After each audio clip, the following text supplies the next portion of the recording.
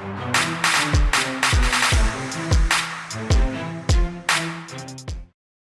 this video, I will introduce you to entering a basic transaction in POS.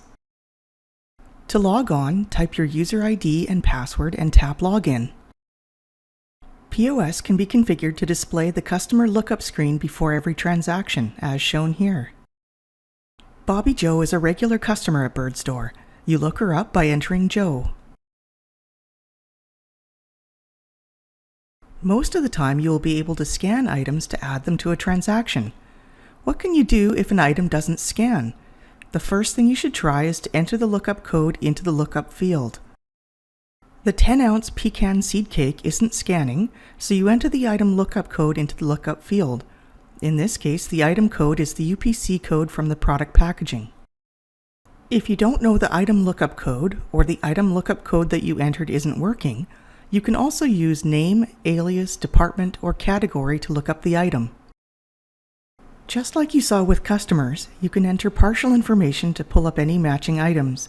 For example, entering Suet will look up any items with a lookup code, name, alias, department, or category that contains Suet. You can add the 8-ounce basket feeder by tapping it and tapping Select, or by tapping it twice. Let's look up another item. This time, let's enter cake and see what items match that search.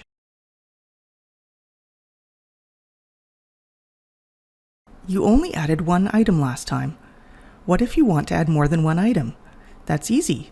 Just tap once on each item that you want to add and then tap Select. What if you want to add multiples of the same item to the transaction? Maybe the birds are eating a lot of suet at this time of the year, so Bobby Joe is buying 3 of the 10-ounce pecan seed cakes, so she has enough to last a month. You can scan each item separately, or you can scan one item and then manually change the item quantity. To manually change the item quantity, you can either enter the number on the keypad or use the plus or minus buttons to increase or decrease the quantity. You can see that the number in the quantity column is now 3. What if you have scanned an item and the customer decides they no longer want to buy it? If you haven't tendered the transaction, then you can just delete it from the transaction list. If you're unfamiliar with the word tender, it's another way of saying accept payment. It's easy to delete an item from the transaction if you haven't accepted payment. However, once you have accepted payment, you have to follow your store's policies for voiding transactions or processing returns and exchanges. Now that you're comfortable with adding items, changing item quantities, and removing items from the transaction list, let's look at how to tender transactions. As you learned a moment ago, tendering a transaction means accepting payment for the transaction. When you have rung up all of the items in the transaction and the customer is ready to pay, you just have to tap Transaction and Tender Sale. The total due is the amount the customer must pay for all of the items in the transaction. The total due includes any discounts that have been applied, as well as any taxes or service fees that have been charged. The total tendered is a running total of payment amounts from all tender types. A tender type is, you guessed it, a payment method, such as a credit card, debit card, check, or cash. Your store may also accept other tender types, such as gift certificates, gift cards, store credit, food stamps, or foreign currencies. Occasionally, a customer will want to pay the total due using 2 or more tender types.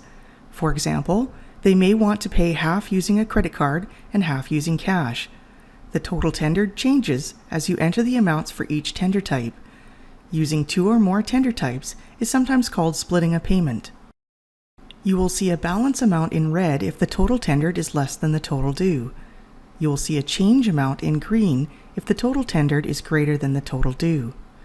You will only see a change amount in green if the customer pays for all or part of the transaction using a tender type that allows over-tendering, such as cash. Over-tendering is another way of saying overpaying. Some tender types, such as credit cards, do not allow over-tendering. You can only use them to pay a portion of the total due amount or the full total due amount, and no more. However, customers will often over-tender with cash by giving you a $20 for a $15 purchase, for example. What do you do if the customer wants to pay the total due using one tender type, but they have two different sources of that tender type? For example, a customer may want to split the payment between two different credit cards. Credit card is one tender type, but the cards are issued by two different institutions or sources. When this happens, just tap the plus button next to the tender type. Another row displays with the same tender type. Enter the amount the customer wants to pay using each source in a separate row. Let's complete the transaction and issue the receipt. To do this, just click OK. The receipt will print on the printing device configured for your POS lane. Gift receipts are like normal receipts, except they do not show amounts.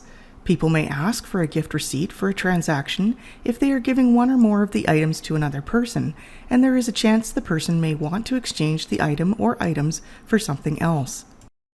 Depending on how POS is configured at your store, you may be prompted to print a gift receipt for every transaction. And that's it. As you've seen, it's really easy to enter transactions, accept payments, and print receipts. The last thing we will look at is how to log out. You should always log out whenever you have to step away from your POS lane. For example, you might need to leave your POS lane to help a customer, to restock or clean displays, or to do a cash drop. You should always log out of POS at the end of your shift before you go home. To log out, tap Operations Secure Logout.